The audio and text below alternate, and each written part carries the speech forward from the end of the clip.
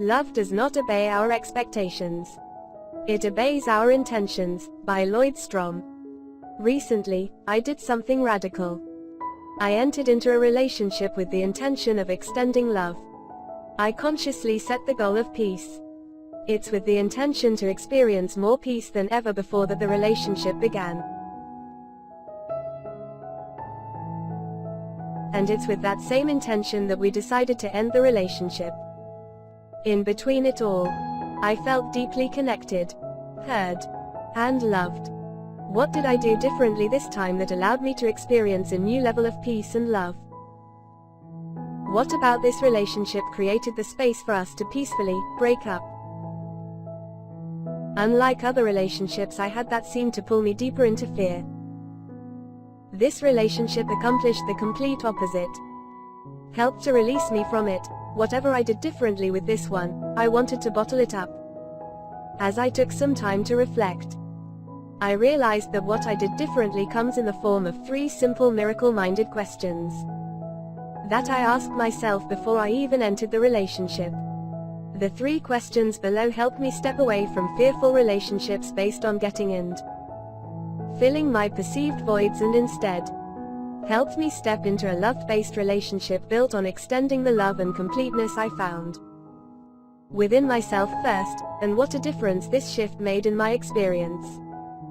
The next time you find yourself getting ready to join with someone in a relationship, or even a friendship, ask yourself these questions first. 1. What is this relationship for? In the past, I would just jump into relationships without any real intention set at the beginning. I wanted the attention and for someone to prove I was lovable. I wanted to get more than I wanted to extend. I was motivated by ego fears and desires to fill my perceived voids.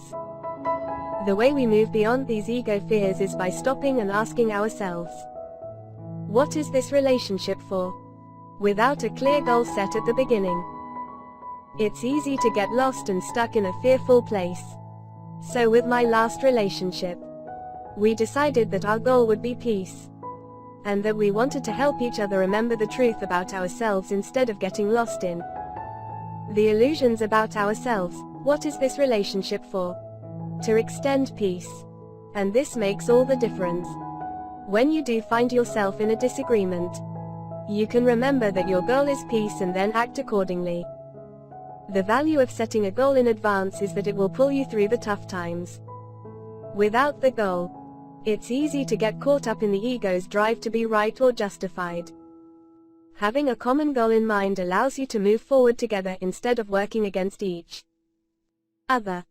In my last relationship, I found that a shared goal connected us and gave us something to focus on. 2. What limiting beliefs are blocking me from authentically connecting? A lot of times when we don't experience something we say we want, it's because we have some underlying fear associated with getting it. For example, if you say you want to experience a deeply loving relationship and it hasn't shown up yet, it might be because deep down you're scared of it. I know for me, I said I wanted to have a loving relationship. But when I got honest with myself, I realized I was actually scared of falling in love. Somewhere along the line I decided that being in love would make me weak and vulnerable. When I went even deeper, I noticed that I had the belief that I wasn't good enough yet to be loved. I didn't think I was skinny enough, successful enough, or funny enough. And deep down I was scared that other people might find that out. 2. So what do you do when you realize you're scared of what you want? What do you do with the belief that you're not good enough?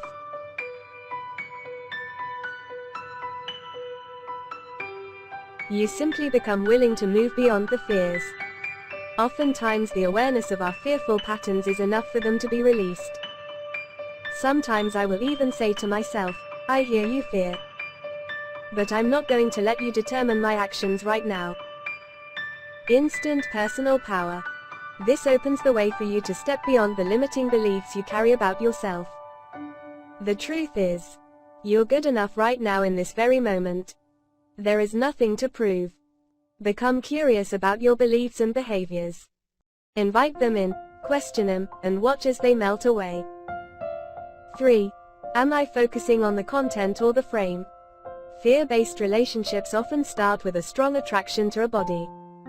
I don't know about you, but I've definitely been sucked into relationships because the frame was looking good. I paid no attention to the content, aka the mind.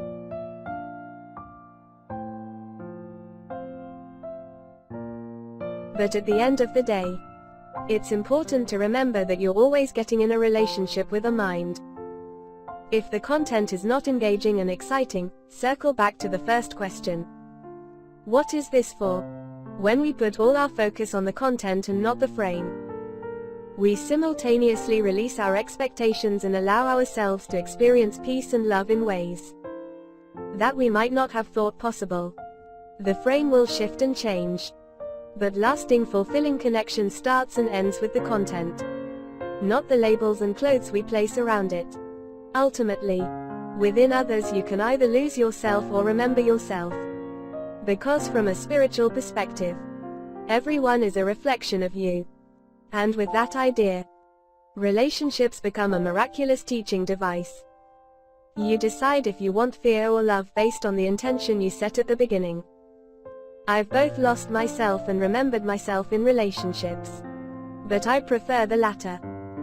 The 3 questions above are how you open the doorway for a love-based relationship to enter your life.